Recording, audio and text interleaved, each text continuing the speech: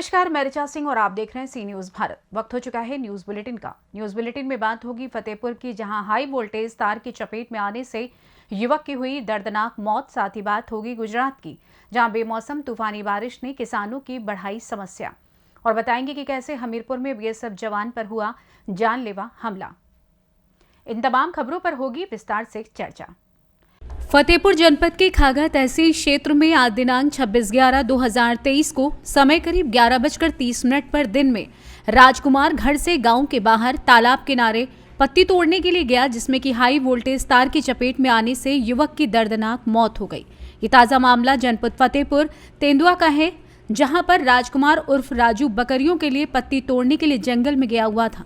वो पत्ती तोड़ने के लिए जैसे ही पेड़ पर चढ़कर पत्ती तोड़नी शुरू की, वहीं डाल पास से गुजरी 11,000 हाई टेंशन तार में छू गई और युवक चपेट में आ गया, जिससे युवक को गंभीर हालत में परिजनों द्वारा निजी अस्पताल में भर्ती कराया गया, लेकिन चिकित्सकों ने युवक को मृत घोषित कर दिया। वहीं परिजनों के द्वारा मृत्यु की सूचना स्थानीय पुलिस को दी गई।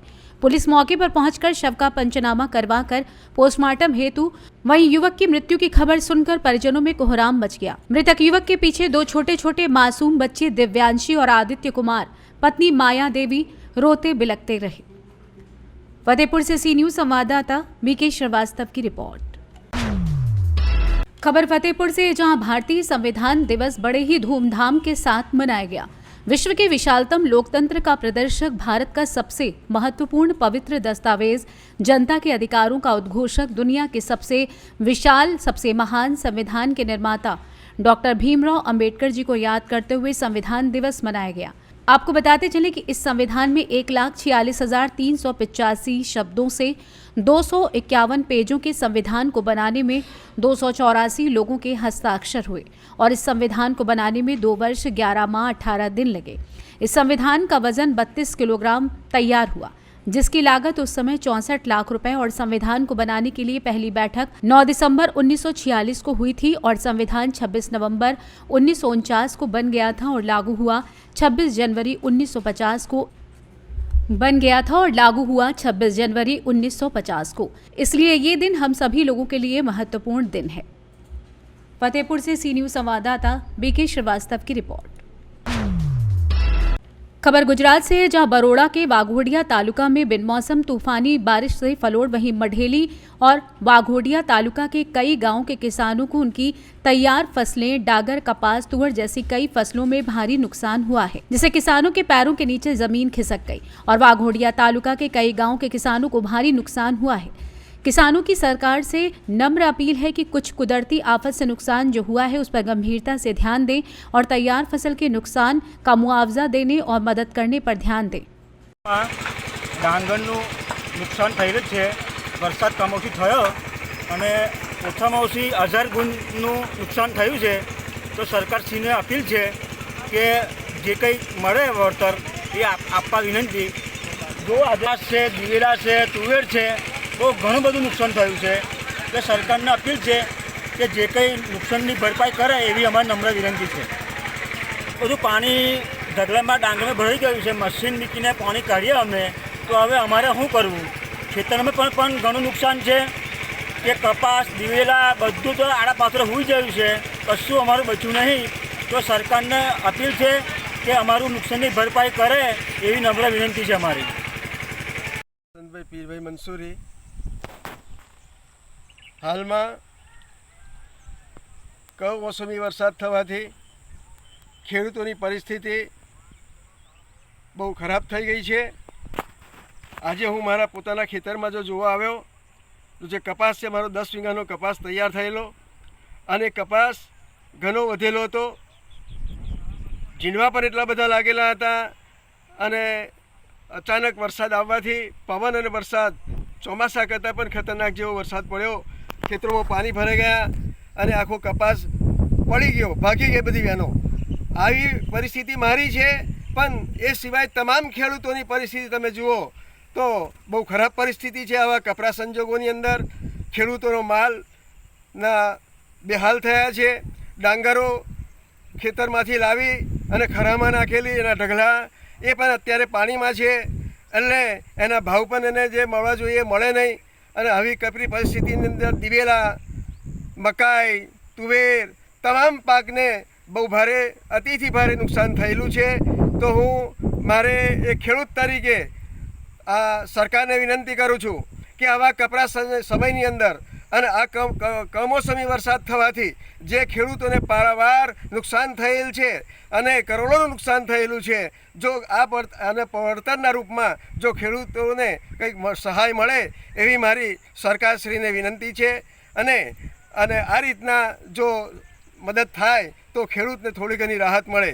તો સરકારને ફરીવાર હું વિનંતી કરું છું કે આ ખેડૂતોને જે નુકસાન થયેલું છે એ પારાવાર નુકસાન થયેલું છે અને એના માટે સરકાર ગંભીર વિચારણા કરી અને આ બાબતે વિચાર કરી અને ખેડૂતોને રાહત આપે એવી મારી નમ્ર। गुजरात से सी न्यूज संवाददाता हुसैन मंसूरी की रिपोर्ट।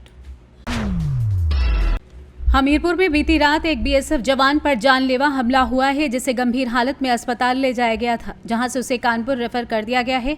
जवान ने लड़खड़ाती हुई जुबान से सपा जिलाध्यक्ष के बेटे सहित 1 दर्जन लोगों पर दौड़ा कर लाठी डंडे से पीटने का आरोप लगाया है। तो वहीं पुलिस तहरीर मिलने पर वैधानिक कार्रवाई किए जाने की बात कह रही है। बता दें, बीएसएफ जवान के साथ मारपीट का ये मामला मौदाहा कोतवाली कस्बे का है। यहाँ रागौल में बच्चों के पटाखे फोड़ने को लेकर विवाद हुआ था, जिसने इतना तूल पकड़ा कि नौबत मारपीट तक पहुंच गई। आरोपियों ने चाय की दुकान पर बैठे बीएसएफ जवान मोहम्मद शाहिद को दौड़ा लिया और उस पर लाठी डंडों से हमला कर दिया। इस हमले में जवान गंभीर रूप से घायल हुआ है, जिसे परिजन मोदाहा सामुदायिक स्वास्थ्य केंद्र लेकर पहुंचे थे, जहां उसे कानपुर रेफर कर दिया गया है। फौजी के भाई राशिद ने बताया कि भाई की हालत गंभीर है, उसे आईसीयू में भर्ती कराया गया है। राशिद ने बताया कि 1.5 दर्जन लोगों के खिलाफ कोतवाली पुलिस को तहरीर दी गई है, जिसमें सपा जिलाध्यक्ष इदरीस खान का बेटा मुकीम खान भी है। फिलहाल मौदाहा कोतवाली पुलिस जांच कर वैधानिक कार्रवाई की बात कह रही है। क्या हुआ है सर? आज हम लोग सारा दिन इनका झगड़ा हो गया था, बहस सब उसी को आज हम लोग थाने में रहे तो 551 मिनट के मध्य की टाइम 6 बजे सामने इनका चालान इनके खालू का ये नहीं था, ये तो कल आया है छुट्टी, इसके खालू का उनका चालान कर दिया गया है। कहने लगे अस्पताल गए, अस्पताल से जमानत हो जाएगी। इंस्पेक्टर साहब थे वहाँ पे, हम लोग घर पहुँच गए। इन्होंने 11 लोगों ने आके यहाँ पे उसे इतना मारा, उसे लहूलुहान मौत के मुँह में डाल दिया। कौन लोग? सर इतने सारे लोग वहाँ पे थे। राजा था, राजा का बहनोई था और मुएद था, वो था जुबैर था और उसका फहीम था, उनके पूरे घर के और उसका छोटा वाला लड़का था। जाने कितने लोग थे, उन्होंने सबने मेरे के सर बहुत मारा। किस बात को लेकर लड़ाई हुई? बच्चों की वजह से इनके ऊपर कचरा फेंक रहे थे। उनकी जो सास है उनकी डायलिसिस होती है, उनके पास पड़ा के छुड़ा रहे थे। उन्होंने कहा उन्हें उलझन बहुत हो रही है, घबराहट हो रही, पड़ा के मत छुड़ाओ। इतना कहने की वजह से थाना मौदा के अंतर्गत दिनांक 25/11/2023 को 2 पक्षों के बच्चों के मध्य पटाखा फोड़ने को लेकर विवाद हुआ था, जिसमें थाना मौदा पर दोनों पक्षों के विरुद्ध निरोधात्मक कार्रवाई की गई थी तथा कल रात्रि में 2 पक्षों के मध्य में पुनः झगड़ा हुआ है, जिसमें एक पक्ष को ज़्यादा गंभीर चोटें आई हैं। उनकी तहरीर पे आधार पे सुसंगत धाराओं में अभियोग पंजीकृत किया गया है। नामजद की गिरफ्तारी के प्रयास किए जा रहे हैं। अन्य विधिक कार्रवाई। हमीरपुर से सी न्यूज संवाददाता जितेंद्र कुमार पंडित की रिपोर्ट। खबर मोतिहारी से है, जहां कार्तिक पूर्णिमा के अवसर पर सोमवार को सुगौली सिकरहना नदी के तट पर आस्था का सैलाब उमड़ पड़ा। नहान की पावन बेला पर शनिवार की देर रात से ही गंगा स्नान करने वाले श्रद्धालुओं की भीड़ सिकरहना नदी स्थित पहुंचने लगी, जहां अहले सुबह से ही मौके पर भारी संख्या में पहुंचकर श्रद्धालुओं ने गंगा स्नान किया। भारी संख्या में पहुंचे लोग सिकरहना घाट पर हर हर महादेव के जयघोष के नारे लगाते हुए बूढ़ी गंडक नदी में डुबकी लगाई, जहां दोपहर तक स्नान करने का सिलसिला चलता रहा। मौके पर मेले का भी आयोजन किया गया था, जहां लोगों ने मेले का लुत्फ उठाया। जहां मेला समिति द्वारा लाइट तथा महिलाओं की सुविधा हेतु पंडाल लगाया गया था, वहीं मेले में पुलिस बल के जवान लगाए गए थे। मोतिहारी से सी न्यूज संवाददाता वीरेंद्र कुमार गुप्ता की रिपोर्ट। देखा जाए तो देश में वर्तमान समय में मौसम संबंधी कई गतिविधियां देखी जा सकती हैं, जहां एक ओर पश्चिमी विक्षोभ मध्य और ऊपरी स्तरों पर पछुआ हवाओं में एक ट्रफ के रूप में सक्रिय है। इसके कारण देश के अलग अलग हिस्सों में भारी बारिश, वज्रपात तथा ओलावृष्टि जारी है और किसानों के लिए परेशानी का सबब बनी हुई है। फिलहाल न्यूज बुलेटिन में बस इतना ही। देश दुनिया की तमाम खबरों की जानकारी के लिए आप देखते रहें सी न्यूज भारत। हर खबर आपके साथ, आपके हाथ।